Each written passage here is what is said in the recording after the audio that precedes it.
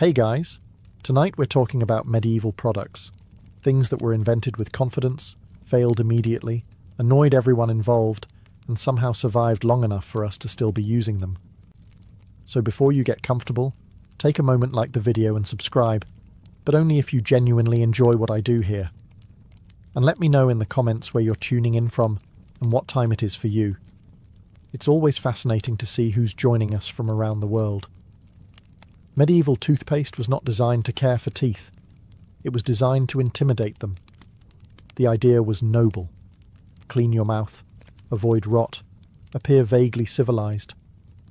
The execution, however, suggested medieval people were conducting a long-term experiment to see how much pain a human could tolerate before simply giving up on smiling. The ingredients alone read like a medieval prank.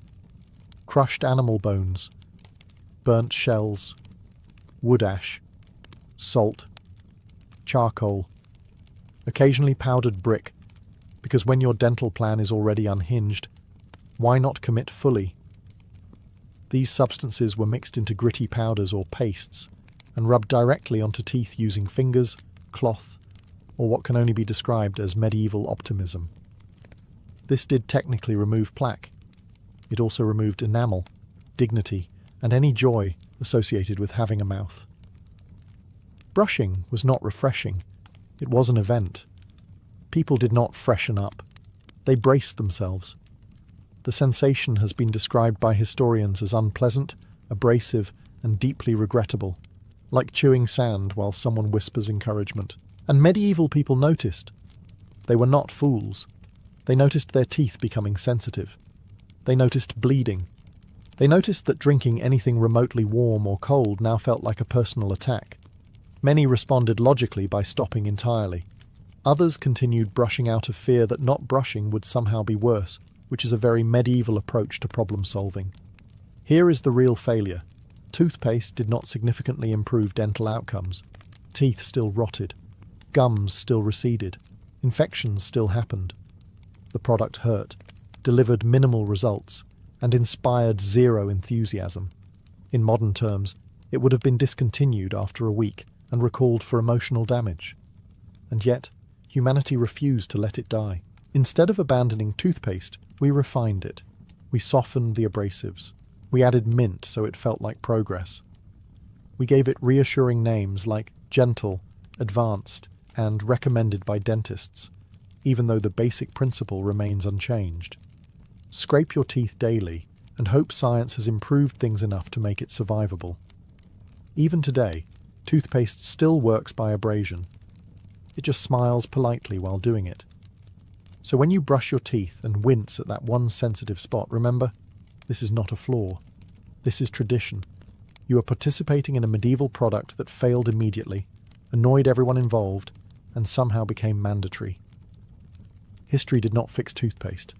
It just made it taste like mint and lie about it. Medieval soap was not created to pamper the skin.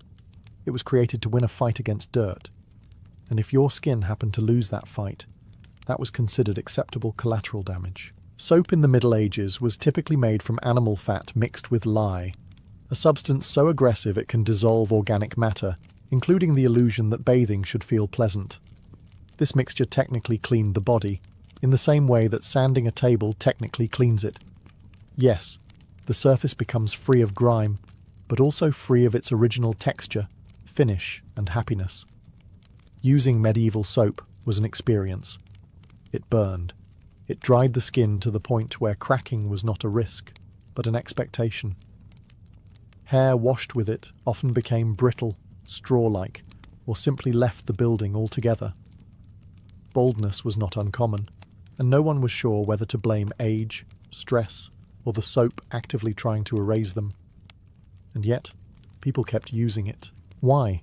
Because the alternative was smelling like medieval life, which included livestock, smoke, sweat, and existential dread. Soap may have hurt, but it hurt less than social exile. Cleanliness was not about comfort, it was about survival and reputation. If you smelled too bad, people assumed you were sick, cursed, or morally questionable. Here is where soap truly failed. It was inconsistent. Some batches cleaned reasonably well. Others caused rashes, chemical burns, or skin reactions that would have made modern dermatologists faint. There was no quality control, no testing, no warning labels, just a merchant saying, "Trust me," which in medieval times meant absolutely nothing. And yet, once again, humanity refused to let the idea die. Instead of admitting that soap was unpleasant and poorly designed, people refined it. They adjusted the fat, they softened the lye, they added herbs. Eventually, centuries later, soap became something you might actually enjoy using, but the core idea remained untouched. Rub fat on your body, hope it removes dirt, and accept mild suffering as part of the process. Even today, soap still dries skin. It still irritates. It still requires moisturizing products to undo what it just did. We have simply normalized this cycle and added pleasant scents to distract ourselves. So the next time your hands feel dry after washing them, remember, this is not a flaw. This is legacy. You are using a medieval product that failed its original users, annoyed them deeply, and somehow survived unchanged in spirit. Soap did not get better. We just got used to it. Early eyeglasses were not designed with comfort, convenience, or human anatomy in mind. They were designed with one simple goal: make letters slightly less blurry and let the wearer figure out the rest. Everything beyond that was apparently considered optional. The first medieval spectacles appeared around the late Middle Ages, and they failed almost immediately in every category except one. They technically worked. These early glasses were heavy, awkward, and balanced directly on the nose with the confidence of an object that wanted to fall off. There were no arms to hook over the ears, no adjustable parts, just two lenses connected by hope and friction. If you moved your head too quickly, the glasses slid off. If you bent over, they fell. If you sneezed, they abandoned you. Reading while wearing medieval eyeglasses required monk-like discipline. You had to sit perfectly upright, hold your book at the correct angle, and resist the urge to exist too energetically. Any sudden movement could send your lenses tumbling into the dirt, where they would be immediately stepped on by someone who did not care about your vision journey. And let us be clear, people hated them. Eyeglasses were uncomfortable, socially awkward, and openly mocked. Some believed they were unnatural, others claimed they weakened the eyes. A few suspected they were borderline witchcraft. Nothing says cutting-edge technology like being accused of sorcery because you want to read without squinting. They also barely worked. Early lenses corrected only one specific problem, usually farsightedness, and did so imperfectly. If your vision issue was slightly different, congratulations. These glasses were decorative. You could see a little better, but not enough to justify the inconvenience, judgment, and constant fear of dropping them. And yet, humanity refused to abandon the idea. Instead of admitting eyeglasses were a failure, people doubled down. They added frames. They added arms. They refined lenses. They kept the same basic concept and dragged it forward through centuries of discomfort. Even now, glasses slip, pinch, fog up, scratch, and break at the worst possible moment. We complain constantly. We still wear them. Eyeglasses are the perfect medieval failure product. People disliked them from the beginning. They were uncomfortable, unreliable, and socially risky. But they solved just enough of a problem that no one could justify throwing them away. So when your glasses slide down your nose or fog up the moment you step outside, remember, this is not bad design. This is tradition. Medieval alarm clocks were invented for people who hated sleeping too long, but were apparently fine with mild terror. These devices were not designed to wake you gently. They were designed to interrupt your existence with just enough chaos to force consciousness. Early alarm mechanisms came in many deeply questionable forms. Some used weights that slowly descended overnight until they triggered a bell. Others involved candles marked with nails or metal balls that, once the wax burned down, would drop onto a plate with a dramatic clatter. The idea was simple.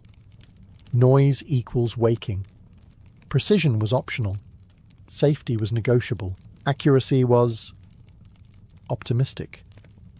Medieval alarm clocks did not care what time it actually was. They cared only that something happened eventually. If you needed to wake before dawn, you might wake before midnight, or not at all, or during a small house fire. It was a flexible system, and people hated them. Imagine trusting your entire workday, prayer schedule, or survival routine to a candle slowly burning in a drafty room. If the flame flickered wrong, congratulations. You are now late. If the wax burned too fast, you woke up early and stared into the darkness, questioning every life choice that led you here. Some alarms were so loud and violent that they startled entire households awake, including people who had absolutely nothing scheduled that morning. Medieval mornings were not private affairs. One person's alarm was everyone's problem. And yet, despite the inconvenience, danger, and sheer unreliability, the concept refused to die. Instead of saying, perhaps humans were not meant to be shocked awake by collapsing objects, people doubled down. They refined the idea. They added gears, springs, bells, eventually electricity. Now we use phones that scream at us every morning like emotionally distant medieval bells with Wi-Fi, and we still hate them. No one enjoys alarm clocks. We dread them. We negotiate with them. We hit snooze like it is a legally binding contract.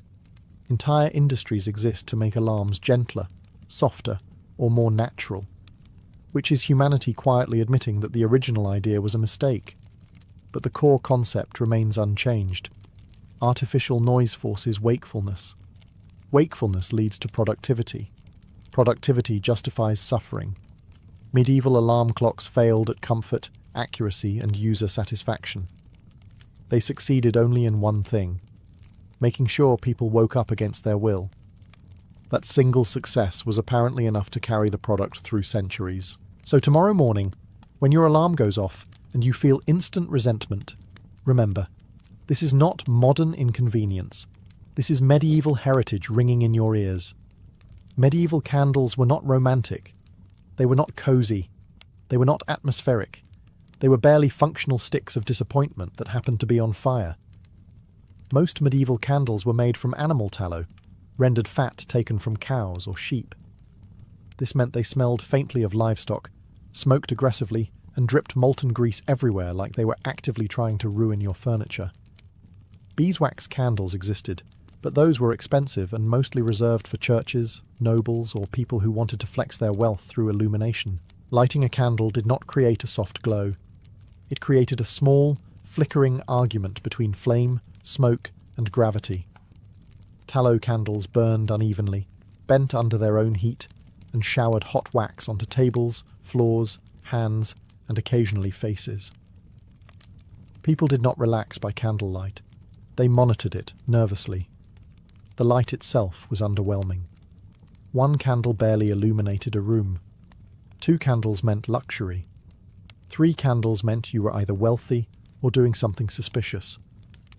Reading by candlelight was difficult, eye-straining, and often accompanied by coughing as smoke gathered near the ceiling like an unwanted house guest. And yet, candles were everywhere. Why? Because there was no alternative. Oil lamps required oil. Torches were dangerous indoors.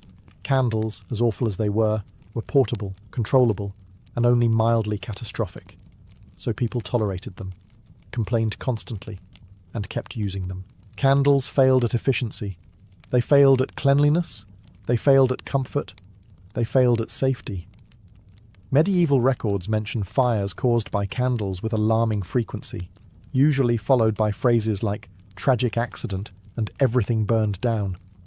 And still, humanity refused to let them go. Instead of abandoning candles, we refined them. We improved wicks. We cleaned wax.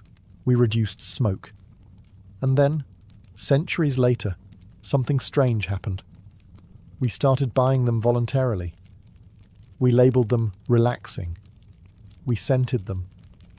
We lit them during baths and called it self-care, completely forgetting that medieval people would have associated candlelight with sore eyes and the constant fear of house fires. Candles are the perfect medieval failure product. They never worked particularly well. They annoyed everyone. They were dangerous, messy, and inefficient. But they survived. So the next time you light a candle and sigh contentedly, remember, you are enjoying a product that once smelled like a barn, burned down houses, and existed purely because people had no better option. History did not improve candles. It just convinced us to like them. Medieval mattresses were not designed for rest. They were designed for lying down, which medieval people apparently considered good enough. Comfort was not a design goal. Comfort was a rumour. Most medieval mattresses were large fabric sacks stuffed with straw, hay, dried leaves, or whatever plant matter had not already been eaten by livestock. If you were wealthy, you upgraded to feathers, which sounds luxurious until you realise those feathers flattened within days and stabbed you repeatedly through thin cloth like tiny, judgmental needles. Sleeping on a medieval mattress was less restful slumber and more negotiation with gravity. The stuffing shifted constantly. You lay down comfortable, woke up partially on the floor, and spent the night adjusting like a rotisserie chicken that had regrets. Straw was especially unforgiving. Broken stalks poked through fabric, scratched skin, and occasionally drew blood. Insects loved it. Rodents moved in. Mold settled quietly. If your mattress started smelling strange, congratulations. Something had probably moved in permanently. And medieval people knew this. They complained endlessly. Writings from the period describe beds as uncomfortable, itchy, and unreliable. Mattresses flattened quickly and required constant refilling, which meant dragging in fresh straw and repeating the process like a seasonal curse. Here is where the product truly failed. Mattresses did not improve sleep quality. People woke up sore, stiff, and tired. Back pain was common. Good rest remained elusive. In modern terms, medieval mattresses had terrible customer satisfaction and zero quality control. And yet, humanity refused to abandon the idea. Instead of questioning whether sleeping on sacks of plant matter was wise, people doubled down. They improved the fabric. They experimented with stuffing. They layered mattresses. Eventually, centuries later, we arrived at foam, springs, and memory materials that still somehow fail to satisfy everyone. We still complain about mattresses. Too soft, too firm, too hot, too expensive. Somehow, after 800 years, we are still arguing about how to sleep comfortably. The medieval mattress failed immediately. It was uncomfortable, unhygienic, and exhausting. But the core idea, stuffing something soft into a sack and lying on it, was never questioned. So when you wake up sore and blame your mattress, remember, this is not modern inconvenience. This is medieval design philosophy, alive and well in your bedroom. Medieval pillows were not designed for comfort. They were designed to exist near your head and occasionally remind you that comfort was not a medieval priority. The idea of a soft, supportive cushion cradling your neck would have sounded suspiciously luxurious, possibly sinful, and almost certainly unnecessary. Early pillows were often stuffed with straw, rags, or rough feathers, and sewn into stiff fabric sacks that flattened almost immediately. Some were so firm they bordered on architectural features. Others were lumpy enough to qualify as terrain. Either way, waking up refreshed was not part of the experience. And if you were poor, you might not have had a pillow at all. You used folded clothing, a wooden block, or your arm. If you were wealthy, congratulations. You had a pillow that still hurt, just with better stitching. Comfort did not scale with income. It merely changed textures. In some regions, pillows were intentionally hard. The logic was that softness encouraged laziness, vanity, or spinal misalignment, depending on who you asked. There was also a belief that soft pillows caused moral weakness, which is a bold claim for an object that barely supported your head in the first place. Pillows also failed hygienically. They absorbed sweat, oils, drool, and whatever insects decided to move in. Washing them was rare. Drying them properly was even rarer. Over time, pillows developed personalities, none of them pleasant. If your pillow smelled odd, That was normal. Everything smelled odd. Despite all this, medieval people kept pillows. Not because they worked well, but because the idea of something under the head was hard to abandon. The product failed at softness, failed at cleanliness, and failed at durability, but it survived as a concept. Fast forward to today, and we are still arguing about pillows. Memory foam versus down, firm versus soft, cooling versus supportive. Entire industries exist to fix a problem medieval people accepted without complaint, waking up uncomfortable and pretending it was fine. Even now, pillows flatten, overheat, trap moisture, and need constant replacement. We complain, but we do not stop using them. We simply buy more, hoping the next one will finally solve what the last 10 could not. Pillows are a medieval failure that became tradition. They never worked perfectly. They annoyed everyone, and somehow they are still essential. So when you flip your pillow to the cool side tonight and feel brief relief, remember, you are participating in centuries of disappointment, just better marketed. Buttons were not invented to make life easier. They were invented to make clothing more annoying while pretending to be sophisticated. Before buttons, medieval people used ties, pins, and laces. Simple systems that worked quickly and allowed you to escape your clothes without a prolonged struggle. Buttons changed all of that. Early buttons appeared in the Middle Ages as decorative status symbols, not functional fasteners. They were small, fiddly, and proudly inefficient. Instead of securing garments quickly, they demanded time, precision, and patience. 3 things medieval life was already running dangerously low on. Buttoning a tunic could take several minutes. Undoing it took even longer. Cold fingers made the process feel like a test of personal worth. Drop a button, and it vanished into the straw-covered floor forever, joining a lost civilization of other tiny objects sacrificed to inconvenience. And yet, buttons spread. Why? Because they looked refined. Buttons suggested wealth, tailoring, and leisure. The kind of leisure required to stand still while someone else fastened you into your outfit like a human parcel. The more buttons you had, the more it signaled that you were important enough to waste time. Functionally, buttons failed. They popped off. They broke. They loosened. They offered no flexibility if your weight changed, which medieval diets were famously unpredictable about. Laces adjusted, pins adapted, buttons judged silently. Buttons also made laundry worse.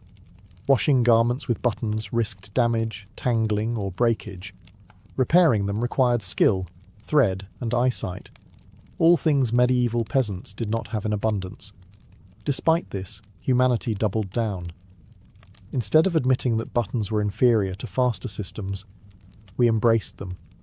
We added more buttons, smaller buttons, decorative buttons that did absolutely nothing. Even today, clothing includes buttons that exist purely to look busy while contributing nothing to function. We still struggle with them. We still lose them. We still get annoyed when one pops off in public. Buttons are the perfect medieval failure product. Slow, unnecessary, fragile, and irritating, yet socially powerful enough to survive unchanged in principle for centuries.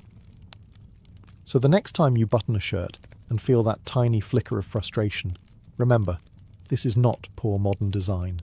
This is medieval fashion, winning an argument it never deserved to win. Medieval public toilets were not designed for hygiene. They were designed for containment, and even that goal was approached with alarming optimism. The basic idea was simple. Designate a hole, convince people to aim for it, and trust gravity to solve the rest. Science was not invited to this meeting. Most medieval public toilets were long wooden benches, with multiple holes cut into them, positioned over pits, rivers, or flowing water if someone was feeling ambitious. There were no dividers, no privacy, no personal space. Using the toilet was a communal activity, whether you wanted it to be or not. Conversation happened, eye contact happened, regret happened. Cleanliness was theoretical. These toilets were rarely cleaned, frequently overflowing, and always aromatic. The smell was not unpleasant. It was structural. It clung to buildings. It drifted through streets. It announced itself long before you arrived, giving you time to reconsider your life choices. Disease spread easily, but medieval people did not connect toilets with illness in any meaningful way. If you got sick, that was God, fate, or bad air. Not the hole everyone was using repeatedly all day. The concept failed spectacularly at sanitation, health, and dignity. And yet, the idea survived. Instead of abandoning shared toilet spaces, humanity kept them.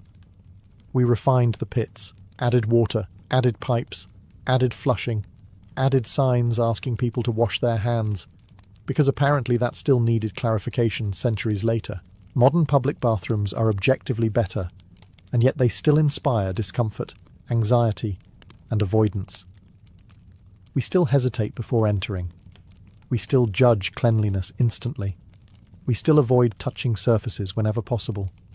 The medieval experience lives on, emotionally, if not structurally. Public toilets have never been loved. They have always been tolerated. They fail at comfort. They fail at privacy. They fail at peace of mind. And yet they are unavoidable, because the alternative is far worse. Medieval public toilets were a failure because they solved one problem while creating several new ones. They removed waste from sight, but not from life. They gathered people together at their most vulnerable moment and called it infrastructure. So the next time you enter a public restroom and feel a wave of hesitation, remember, this discomfort is not modern, it is inherited.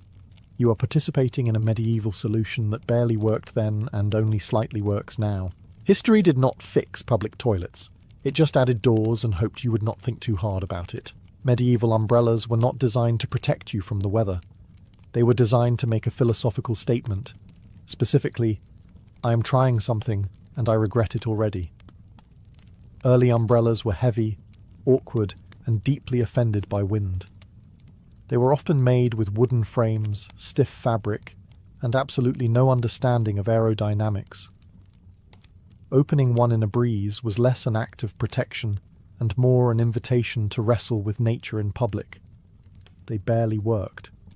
Rain still found its way in from the sides. Wind flipped them inside out long before that was a recognized engineering flaw. And when they broke, which they did enthusiastically, they broke spectacularly, snapping ribs and collapsing like disappointed spiders. Socially, umbrellas were a disaster. Carrying one marked you as strange, pretentious, or suspiciously foreign. Many people believed umbrellas were unmanly, impractical, or an insult to God's weather decisions. If it was raining, you were expected to accept it. Shielding yourself was viewed as soft behaviour. Despite this, umbrellas persisted. Why? Because on a calm day, in a gentle drizzle, standing perfectly still, they sort of worked.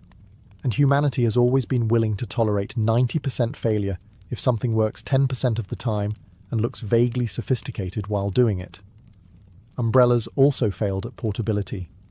They were large, rigid, and inconvenient to carry when not in use, which was most of the time. People dragged them around like uncomfortable walking sticks, bumping into others and apologizing constantly. And yet, instead of abandoning the idea, we refined it. We added collapsible frames. We lightened materials. We improved fabric. We pretended this solved the core issue, even though modern umbrellas still invert, break, and abandon you the moment weather becomes emotionally intense. We still lose them. We still forget them. We still buy cheap ones knowing they will die within weeks. Umbrellas are a medieval failure product that survived on pure optimism. They never fully solved the problem they were designed for. They simply offered the illusion of control over rain, an illusion humans find deeply comforting. So the next time your umbrella turns inside out in public while you quietly fight it back into shape, remember, this is not poor modern engineering. This is medieval stubbornness unfolding above your head. Medieval locks were not designed to stop criminals. They were designed to make honest people feel optimistic. The basic idea was comforting. Place a piece of metal between your belongings and the rest of the world, and sleep better at night. The reality, unfortunately, was far less reassuring. Early medieval locks were bulky, inconsistent, and surprisingly easy to defeat if you had time, patience, or a vaguely shaped piece of metal. Keys were large, awkward, and looked like something you would use to summon a ghost. Losing one was a disaster. Replacing one was worse. And trusting one required faith bordering on delusion. Locks failed constantly. They jammed. They rusted. They broke in cold weather.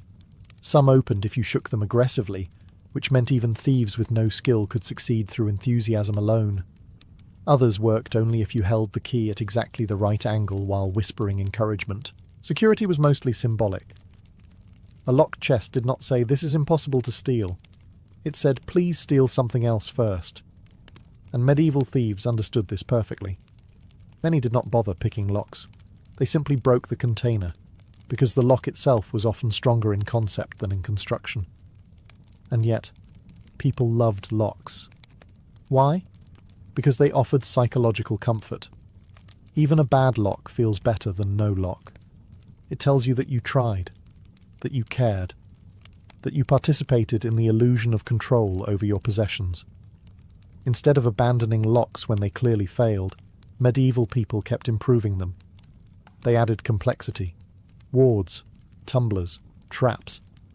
Each new version promised security and delivered mild inconvenience, and we kept the idea alive. Even today, locks fail. Keys snap, doors jam, passwords get forgotten, security systems get bypassed. We still rely on tiny mechanisms to protect everything we own, and we still feel betrayed when they fail us. Locks are a perfect medieval failure product. They never fully stopped theft. They complicated access. They required constant maintenance. And they survived because humans crave the comfort of believing their stuff is safe. So the next time you lock a door and still feel the urge to double-check it, remember, this anxiety is not modern. It is medieval reassurance doing its very best. Medieval makeup was not designed to enhance beauty. It was designed to win a staring contest with death and convince society you were healthy enough to survive the week. Pale skin was fashionable because it suggested you did not work outside, did not sweat, and were not currently being crushed by peasant labour. The solution was simple. Paint your face white and hope no one asked too many questions. The most popular ingredient was lead. Yes, actual lead. Ground into powders and applied generously to the face, it created the desired ghostly pallor while slowly poisoning the wearer. Skin damage, hair loss, tooth decay, and neurological problems followed. Medieval people noticed the side effects. They just decided beauty was worth it. Rouge was no better. Made from crushed insects, toxic minerals, or plants that absolutely should not have been rubbed on skin, it irritated faces and caused rashes. Lips cracked, cheeks burned. But the colour looked fashionable for a few hours, and that was apparently enough. Makeup failed completely at safety. It failed at skincare. It failed at long-term health. In modern terms, this product would have been recalled immediately and banned by every regulatory body on Earth. And yet, humanity refused to stop. Instead of abandoning makeup when it actively harmed users, people refined it. They removed the worst poisons. They replaced them with slightly less poisonous substances. Eventually, we reached a point where makeup mostly does not kill you, which is a low but impressive bar. Even now, makeup still irritates skin. It clogs pores, it causes breakouts, it requires entire removal routines to undo the damage it just did.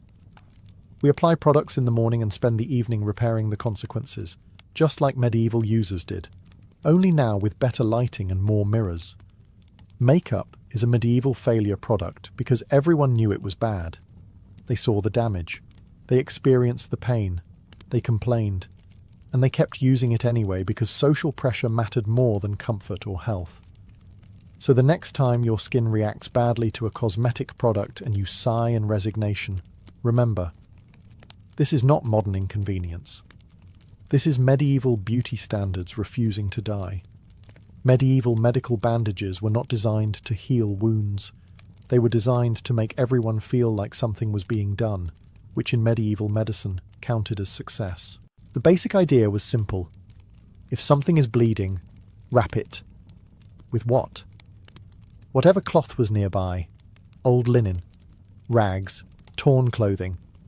Sometimes bandages were reused because laundry was difficult and optimism was strong. Cleanliness was not a requirement. Faith was.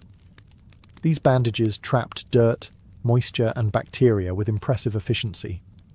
Instead of protecting wounds, they created warm, enclosed environments where infections could thrive happily. If a wound became red, swollen, or started smelling strange, that was considered a normal stage of healing, or a sign that God was deeply involved. Medieval people noticed that wounds often worsened after being bandaged. They noticed fever, pain, and spreading infection. They noticed limbs turning colours that limbs should not turn. And yet the practice continued. Why? Because doing nothing felt worse. Bandaging gave structure to care. It gave patients hope. It gave healers the appearance of competence. Removing a bandage felt irresponsible, even if keeping it on was slowly destroying the patient. And here is where the product truly failed. Bandages were often paired with substances that made things worse.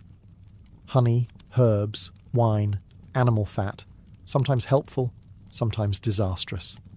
There was no way to tell. Medical outcomes were treated like surprise endings.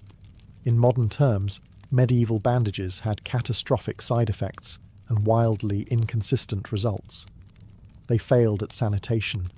They failed at healing. They failed at preventing infection. But they succeeded at one crucial thing: ritual. Instead of abandoning bandages, humanity refined them. We cleaned the cloth, sterilized it, improved materials. But the core medieval idea remains untouched. Wrap the wound and trust the process. Even now, bandages trap moisture. They irritate skin. They occasionally cause infection if left too long. We still argue about whether to let a wound breathe or keep it covered, a debate medieval people were unknowingly having without the vocabulary. So the next time you peel off a bandage and wince at what you see underneath, remember, this discomfort is not modern. It is medieval medicine, doing its best and failing forward. Medieval footwear was not designed for comfort. It was designed to technically exist between your foot and the ground, and even that goal was approached with cautious optimism. Shoes were stiff, thin, and unforgiving. Walking all day meant pain was not a possibility. It was a feature. To solve this, medieval people invented insoles. And by invented, I mean they stuffed things into their shoes and hoped for mercy. Straw, cloth scraps, moss, hay, whatever was nearby and vaguely soft was pushed inside. This padding shifted constantly, bunched up, flattened within hours, and smelled like it had its own opinions. At first it felt better, briefly. Then the stuffing migrated. One step later, all the cushioning was under your toes. 2 steps later, it vanished entirely. By midday, you were walking on bare leather again, except now your shoe also contained damp organic matter, slowly becoming a science experiment. Insoles failed at durability. They failed at stability. They failed at hygiene. Wet straw inside a shoe did not dry quickly. It rotted. It attracted insects. If you removed it at the end of the day, you were greeted by a smell that suggested your foot had lived a full, independent life. And medieval people knew this. They complained. They replaced stuffing constantly. They accepted that walking hurt and that foot comfort was a modern fantasy. Yet instead of abandoning insoles, they kept them, because even temporary relief was better than none. This is where the failure becomes impressive. Instead of questioning whether stuffing plants into shoes was a flawed concept, humanity refined it. We replaced straw with felt, felt with cork, cork with foam, foam with gel, and somehow, after centuries of innovation, people still complain about insoles not working properly. Too soft, too firm, too thin, too bulky. Sound familiar? Modern insoles still flatten. They still shift. They still smell. We still remove them occasionally and question our life choices. The materials changed, but the experience did not. Footwear insoles are a medieval failure product that survived through pure desperation. They never fully solved the problem they were created for. They simply made walking slightly less miserable for a short period of time, which, in medieval logic, counted as success. So the next time your feet ache and you consider buying new insoles, remember, this disappointment is ancient. You are walking in medieval footsteps, literally and emotionally. Medieval paperwork was not designed to make life easier. It was designed to exist, multiply, and slowly drain the will of everyone involved. The moment medieval societies discovered paper records, they immediately asked the most dangerous question in human history. What if we wrote this down? Again. Charters, permits, tax records, guild memberships, land deeds, church documents, everything required paper. And not just one copy, multiple copies, stored in different places, written by hand, slowly, painfully, often incorrectly. The process failed at efficiency immediately. Copying documents took hours, days, sometimes weeks. Mistakes were common, corrections were messy. Entire disputes erupted over spelling errors or smudged ink. If a document was lost, burned, stolen, or eaten by rodents, congratulations. History had just reset your legal existence. And medieval people hated it. Records from the period are filled with complaints about clerks, delays, confusing language, and endless repetition. People travelled long distances only to be told they were missing a document they had never been informed existed. Sound familiar? Good. That means the system is working exactly as intended. Paper bureaucracy failed because it created more problems than it solved. It slowed decisions. It centralized power. It favored those who could read, write, and afford scribes. For everyone else, paperwork was a maze designed to exhaust you into compliance. And yet, humanity clung to it like a bad habit. Instead of simplifying systems, medieval societies expanded them. More forms, more seals, more signatures, more layers of approval. Every problem became a paperwork problem, and paperwork became the problem itself. Fast forward to today, and nothing has changed except the medium. We still fill out forms.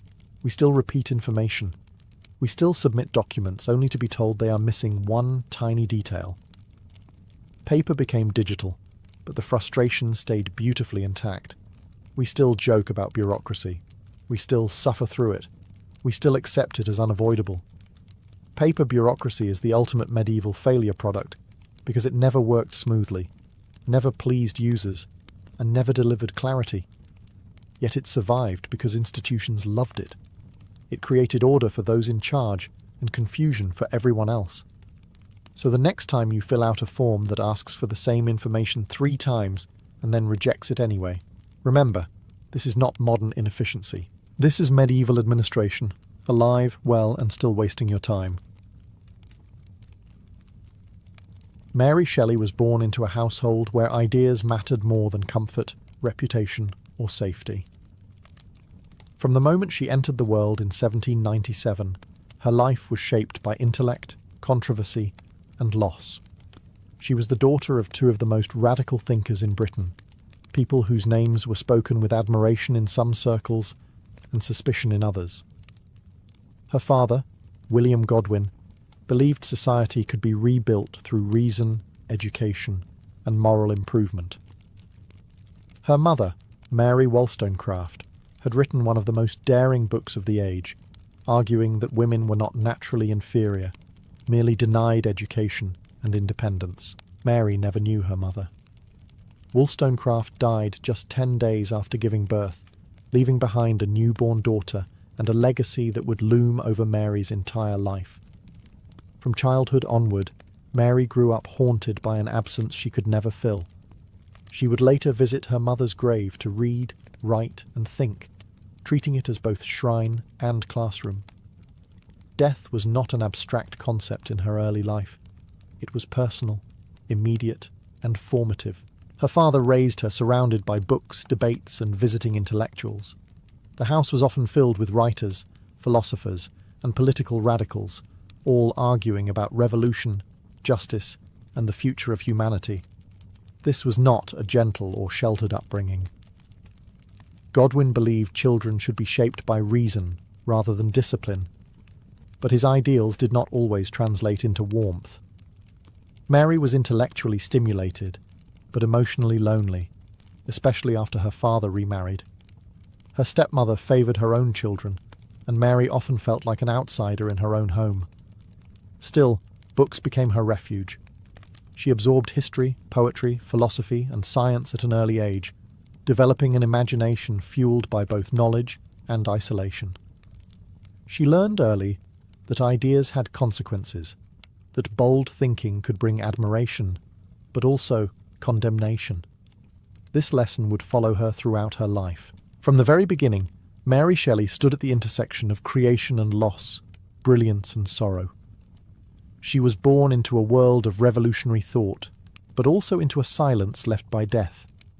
That tension, between intellectual ambition and emotional pain, would one day give birth to one of the most enduring stories ever written. By the time Mary Shelley reached her mid-teens, she was already restless. The world inside her father's house felt cramped, not physically but emotionally. Ideas flowed freely, but affection did not. It was during this vulnerable period that she met a man who seemed to embody everything she longed for: passion, rebellion, and poetic fire. His name was Percy Bysshe Shelley.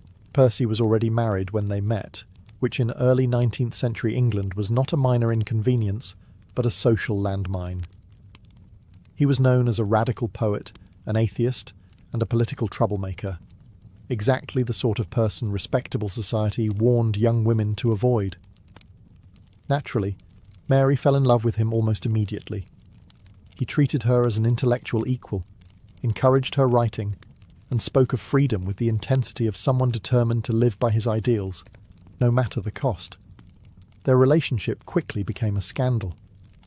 Mary's father, despite his radical philosophy, was horrified.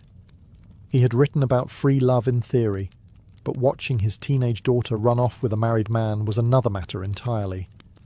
Yet Mary was undeterred. In 1814, she and Percy fled England together, accompanied by Mary's stepsister, Claire Clairmont. It was less a romantic honeymoon, and more a chaotic act of rebellion. Their journey through France, Switzerland, and Germany was difficult, uncomfortable, and often miserable.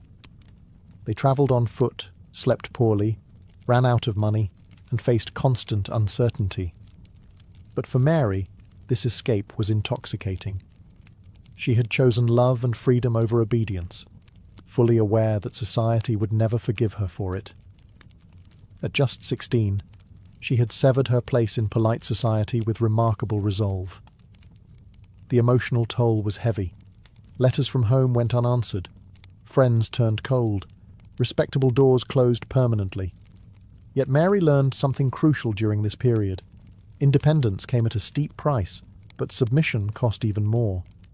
She was no longer simply the daughter of famous thinkers. She was now the author of her own scandal. This period of exile hardened her. Love, she discovered, was not a fairy tale, but a force capable of destruction as well as inspiration. These lessons, about devotion, defiance, and consequence, would soon shape the darkest and most powerful ideas she ever put to paper.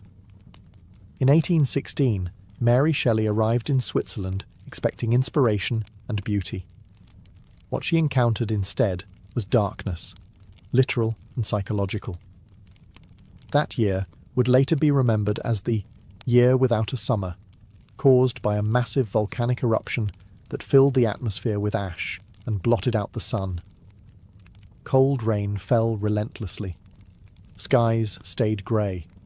Days felt unfinished.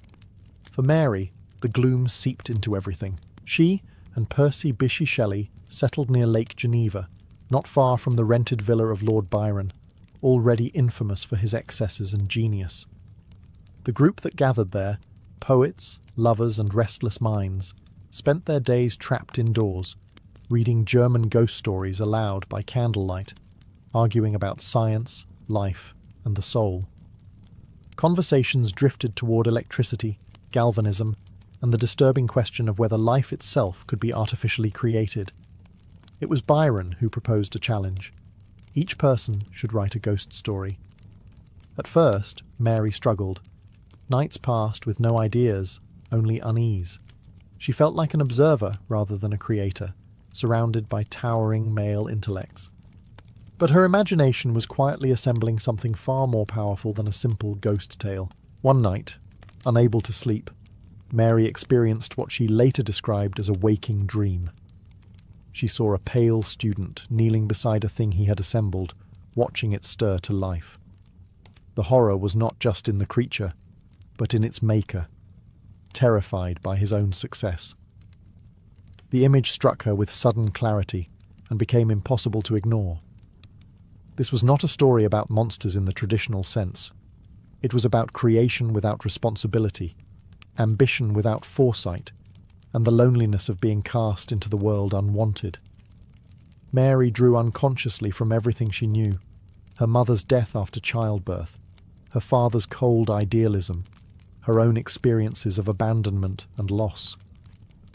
Out of that sleepless night emerged the seed of Frankenstein, or the modern Prometheus.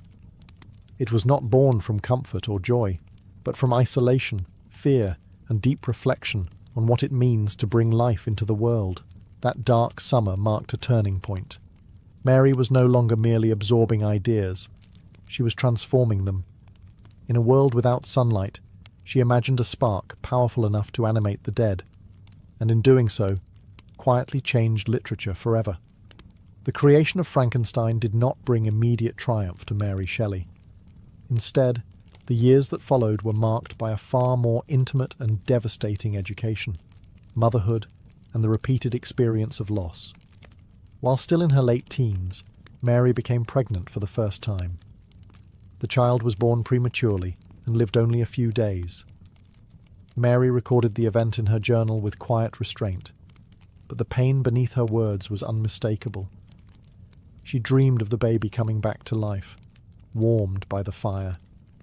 It was a haunting image, and one that echoed eerily with the themes already forming in her imagination. More pregnancies followed, and with them more tragedy. Of Mary's children, only one would survive into adulthood. Each loss deepened her understanding of grief, responsibility, and the cruel randomness of existence. These were not abstract ideas to her. They were lived realities.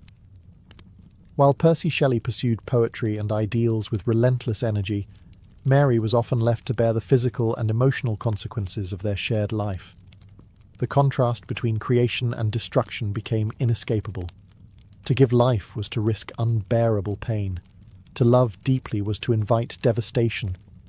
These experiences sharpened the emotional core of Frankenstein, transforming it from a clever philosophical experiment into something far more human. The creature's abandonment, its longing for connection, and its rage at being rejected all carried the weight of Mary's personal losses. During this period, Mary also faced social isolation. She was judged harshly for her unconventional life, blamed for moral transgressions others freely committed. Respectable society saw her as reckless, improper, even dangerous. Yet she continued to write, revise, and think, often doing so while exhausted, grieving, and financially uncertain. In 1818, Frankenstein was finally published, anonymously. Many readers assumed the author was a man. Some critics praised the novel's originality while condemning its disturbing ideas. Others were unsettled by the fact that such a dark and philosophical work could have come from someone so young.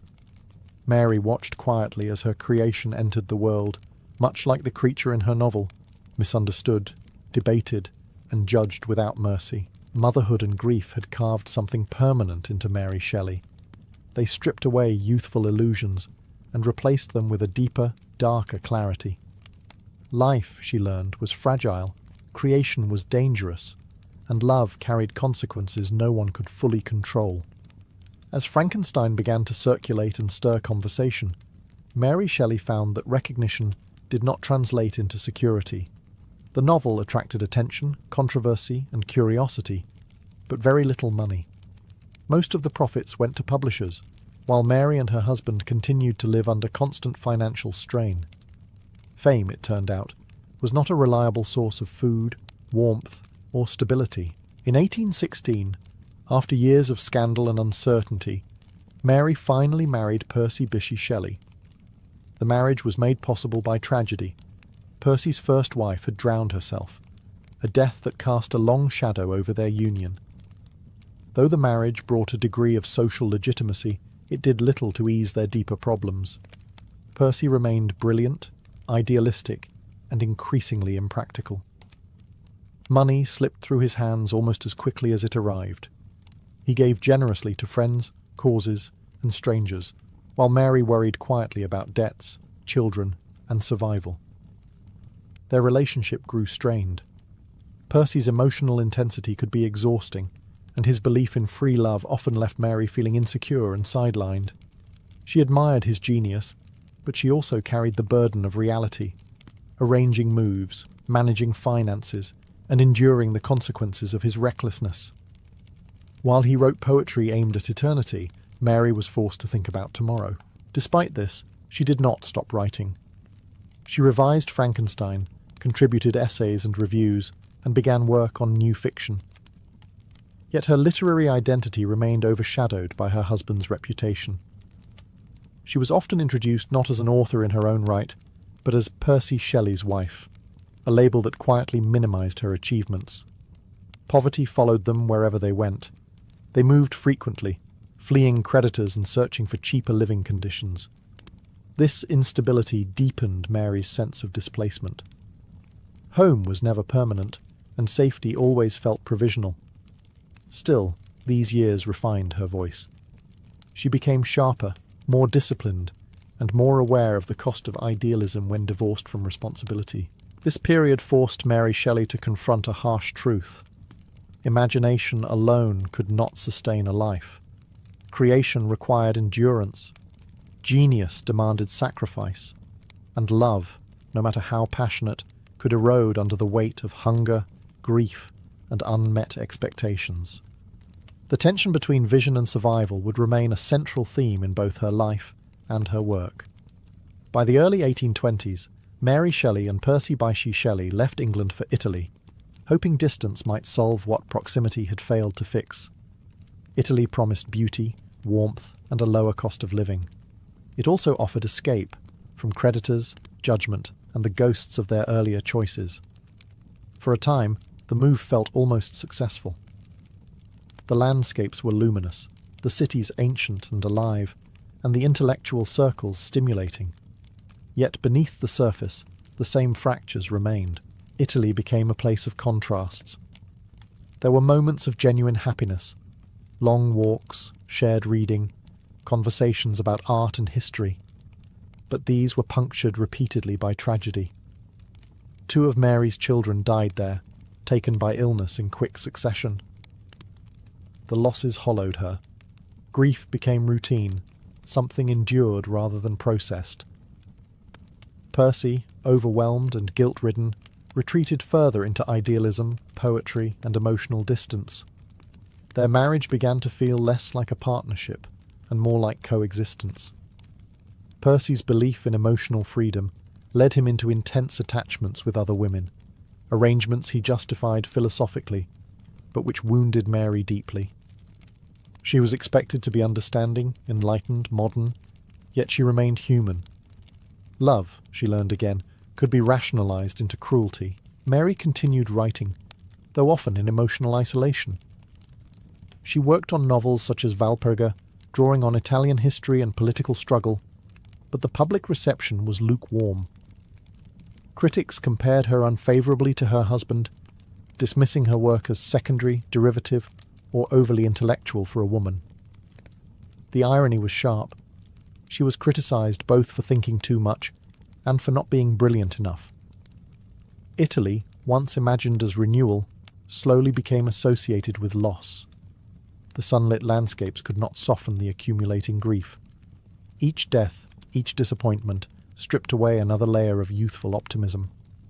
Mary matured rapidly, not through choice but necessity. Still, something crucial was forming. These years sharpened her understanding of endurance. She saw how ideals collapsed under pressure, how beauty could coexist with suffering, and how individuals survived not through grand philosophies, but through quiet persistence. Italy did not save Mary Shelley, but it forged her. Out of heat, grief, and disillusionment, she emerged with a clearer sense of herself, not as someone orbiting genius, but as a writer shaped by experience, restraint, and a deep knowledge of human fragility. In 1822, everything collapsed. Mary Shelley was only 24 when her life was violently split in two. Her husband, Percy Bysshe Shelley, set sail along the Italian coast in a small boat, confident as ever in his belief that nature could be mastered with courage and intellect. A sudden storm rose without warning. The boat vanished. Days later, Percy's body washed ashore, unrecognizable, battered by the sea. Mary was not present when it happened. She learned of his death through others, forced to imagine the final moments rather than witness them. The shock was absolute. Percy had been many things: brilliant, careless, exhausting, inspiring. But he had been the axis around which her adult life revolved. His death left not only grief, but silence. No more arguments, no more reconciliations, no possibility of change. The aftermath was grim. Percy's body was cremated on the beach in a strange, improvised ceremony attended by friends. Mary did not watch. She could not. Later, she kept his heart, literally, preserved among his papers, a detail often sensationalized but deeply revealing. For Mary, memory was physical. Loss was something you carried, not something you moved past. Now, a widow with a surviving son, she faced an unforgiving reality. There was no romantic tragedy here, only responsibility. She returned to England poorer, more isolated, and socially vulnerable. As Percy's widow, she was both pitied and judged. His family controlled his estate and limited her financial support, forcing her into careful negotiation simply to survive. Yet something shifted. For the first time, Mary was no longer living inside someone else's orbit. The chaos that had defined her youth, scandal, flight, emotional turbulence, was over. What remained was grief, but also clarity. She had endured what few could survive without breaking. Writing became not just expression, but necessity. She edited and published Percy's poems, determined to secure his legacy, even as she quietly constructed her own. She began to understand survival as an act of strength rather than compromise. Percy Shelley's death ended one chapter of Mary's life with brutal finality. But it also forced her into independence. She had outlived her genius husband, outlived her illusions, and outlived the reckless freedom of youth. What came next would be quieter, but no less remarkable. After returning to England, Mary Shelley entered the longest and least romantic phase of her life. There were no dramatic escapes now, no thunderstorm revelations, no reckless geniuses to orbit. Instead, there was work. She was a single mother, a professional writer, and the guardian of a powerful literary legacy, roles that demanded discipline rather than inspiration. Mary supported herself largely through writing, something still rare and precarious for a woman in the early 19th century. She produced novels, biographies, essays, travel writing, and short stories, contributing regularly to magazines and annuals. Works such as The Last Man explored themes of isolation, plague, and the collapse of civilization. Subjects critics found unsettling and oddly unmarketable. Many failed to recognize how deeply personal these stories were. Mary was writing about survival in a world emptied of familiar faces. At the same time, she became the primary editor of Percy Bysshe Shelley's work. She organized his manuscripts, corrected errors, and fought quietly against efforts to soften or censor his more radical ideas. Without her, much of Percy's poetry would likely have been lost or misrepresented. Yet this labour was often invisible. Praise went to the dead poet, not the living woman who preserved him. Mary also faced ongoing financial insecurity and chronic illness. Headaches, weakness, and periods of near paralysis plagued her later years. Still, she continued to write, driven less by ambition than by necessity. She was no longer chasing recognition. She was maintaining independence. What made this period remarkable was not its drama, but its resistance. Mary refused to retreat into obscurity or dependence. She did not remarry, despite opportunities that might have eased her financial burdens.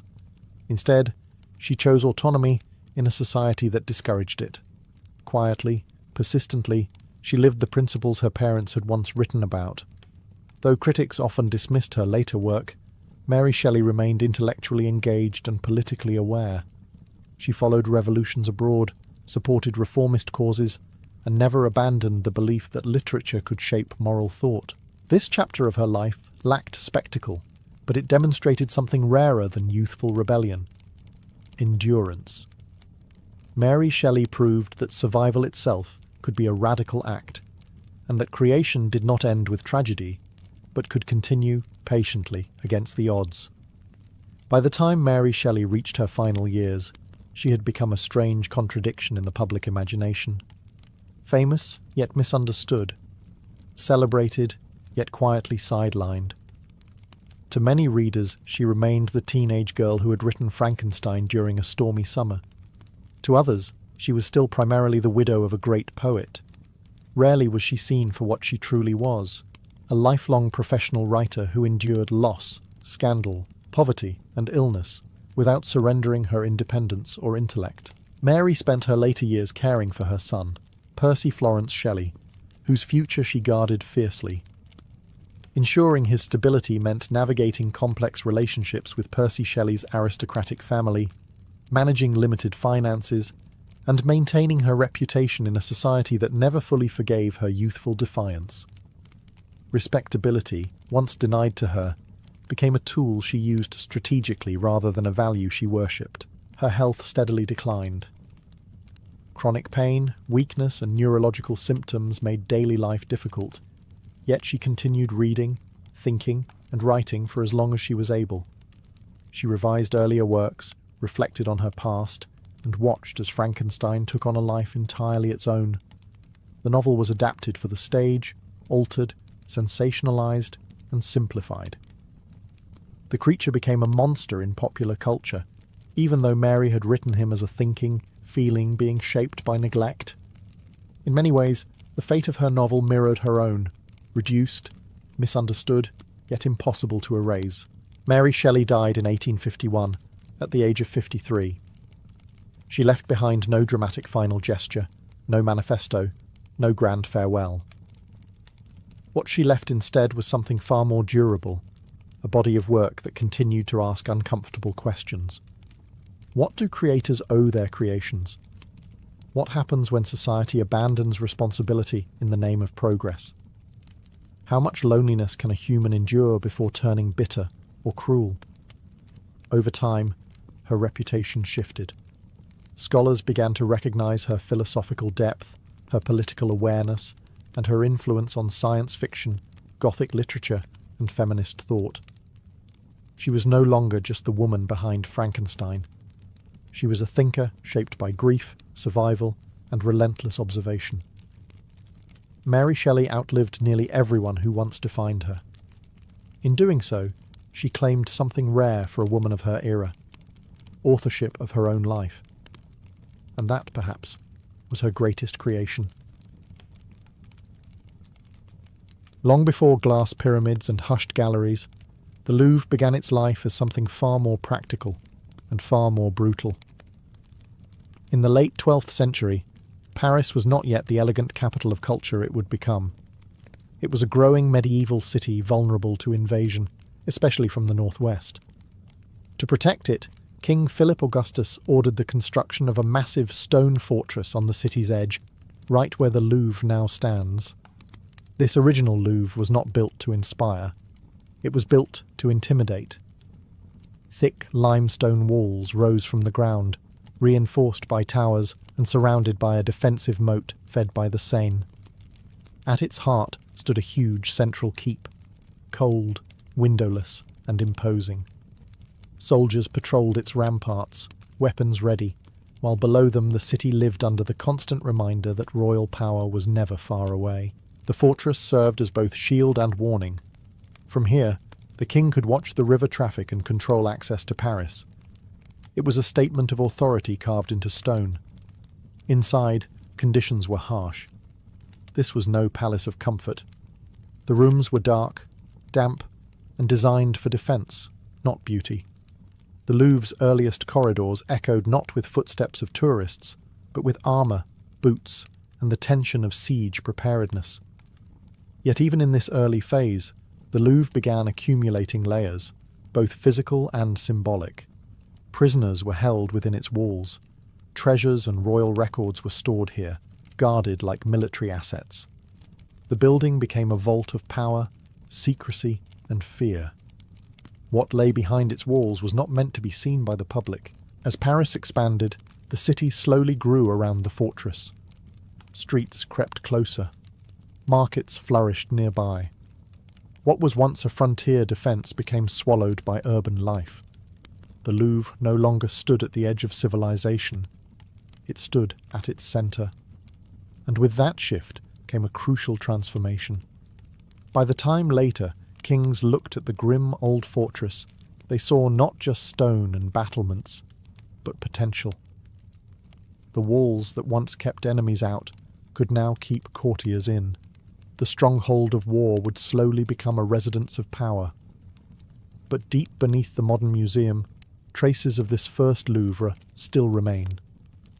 Medieval foundations, hidden passages, and the ghostly outline of the old keep lie buried below polished floors, silent proof that the world's most famous art museum was born not from beauty, but from fear.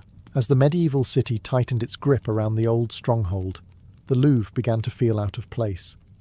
By the 14th century, Paris was no longer a frontier town. It was a political and cultural centre, and its kings no longer wanted to live in cold stone fortresses designed for war. They wanted comfort, ceremony, and visibility. The transformation began under King Charles V, who looked at the grim medieval Louvre and decided it was time for reinvention. Charles V did not tear the fortress down. Instead, he softened it. Towers were reshaped, windows were enlarged to let in light rather than arrows. Interiors were remodelled to include private chambers, libraries, and spaces for courtly life. For the first time, the Louvre became a place where a king actually lived, not just ruled from a distance. The former military outpost slowly evolved into a royal residence. This shift changed the building's atmosphere entirely. Where soldiers once stood watch, courtiers now whispered. Where weapons had been stored, tapestries were hung. The Louvre became a stage for power rather than a shield against it. The king's presence turned the structure into a symbol of stability, culture, and authority, at least on the surface. But the past was never fully erased.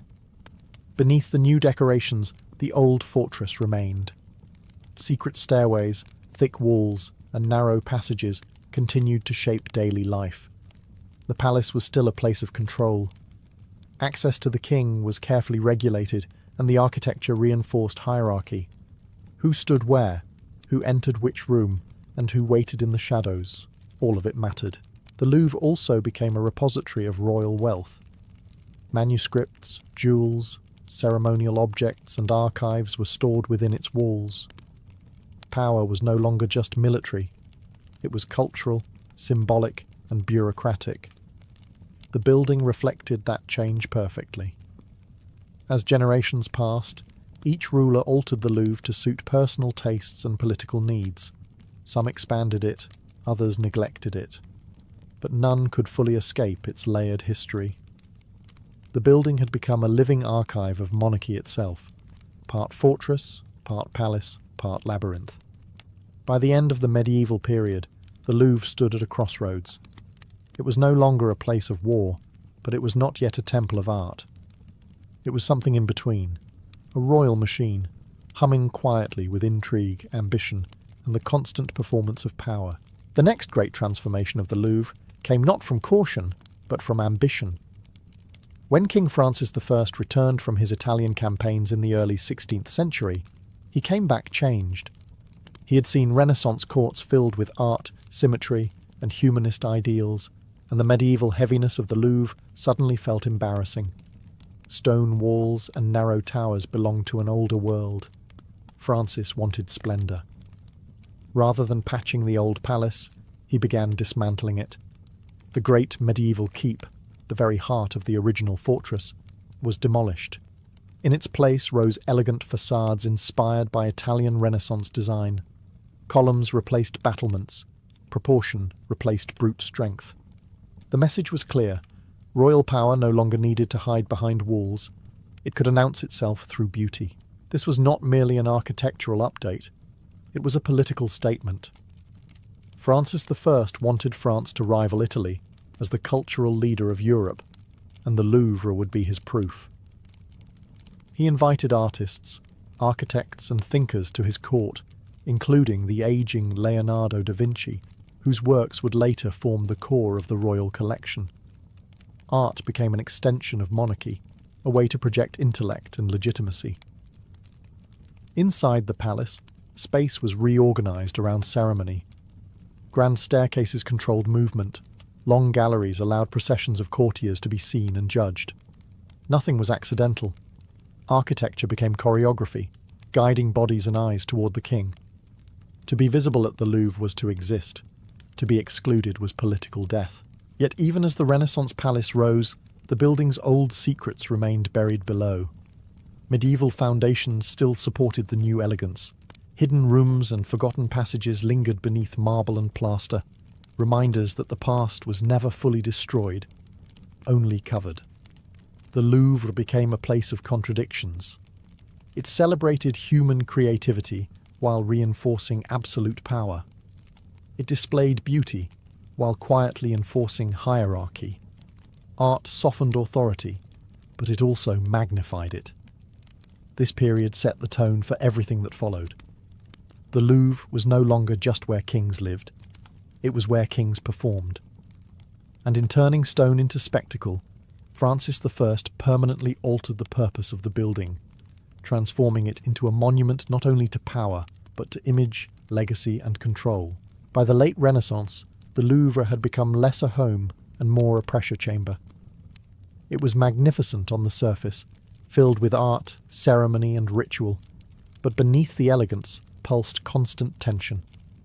To live at the Louvre was to exist inside a web of surveillance, rivalry, and whispered ambition. Court life was theatrical, but it was also dangerous.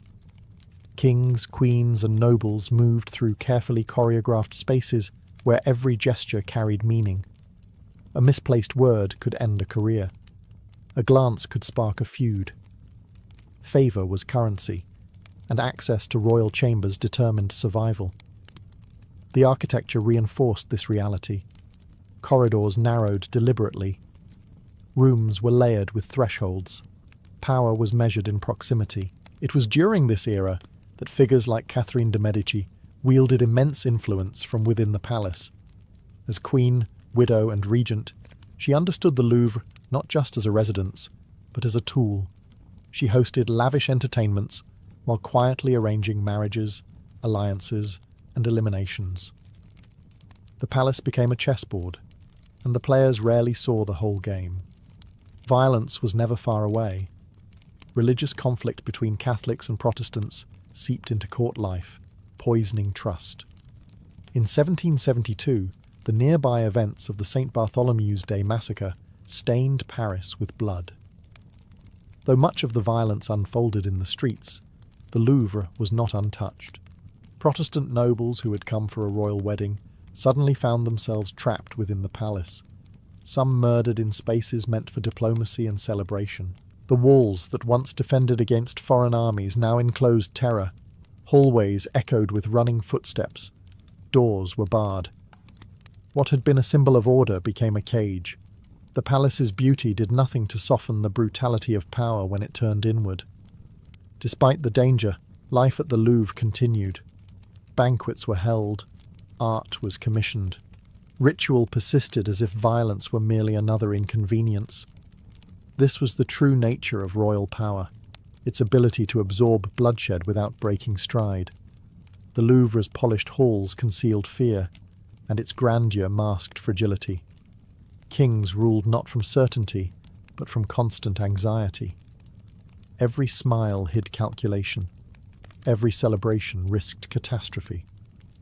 By the end of this period, the Louvre had become a monument to contradiction, a palace of beauty built atop paranoia. Its walls remembered everything, even when official history tried to forget. For all its splendor and history, the Louvre was ultimately rejected by the very monarchy that had shaped it. That turning point came under King Louis XIV, a ruler whose obsession with control would redefine royal power and quietly hollow out the Louvre. Louis XIV inherited a kingdom scarred by rebellion. As a child, he had lived through the chaos of the Fronde, a series of uprisings that had forced the royal family to flee Paris. The memory never left him. To Louis, the city represented danger, unpredictability, and the constant threat of defiance. The Louvre, sitting at the heart of Paris, was no longer a symbol of authority. It was a liability. His solution was radical. Rather than rule from within the city, Louis withdrew from it entirely. He transformed a modest hunting lodge outside Paris into the vast palace of Versailles, a place designed to isolate the king from the population and trap the nobility within an endless performance of loyalty. Power would no longer be negotiated in narrow corridors. It would radiate outward from a single, untouchable centre. When the court moved to Versailles, the Louvre was left behind, physically intact but politically obsolete. Its grand halls fell silent. Courtiers vanished. The rituals that once animated its rooms migrated west, leaving the palace in an uncomfortable limbo. It was no longer a royal residence, yet it was far too symbolic to abandon entirely. Instead, the Louvre was repurposed. Artists, academies, and royal workshops were installed within its walls. Painters, sculptors, and architects moved into spaces once reserved for nobles. For the first time, creation replaced ceremony as the building's primary activity. This shift was subtle, but profound. The Palace of Kings began its long transition into a house of culture. Yet the change was not driven by generosity. Louis XIV did not open the Louvre to elevate artists. He simply no longer needed the space. Art, like everything else, remained under royal control. Studios existed by permission, not right.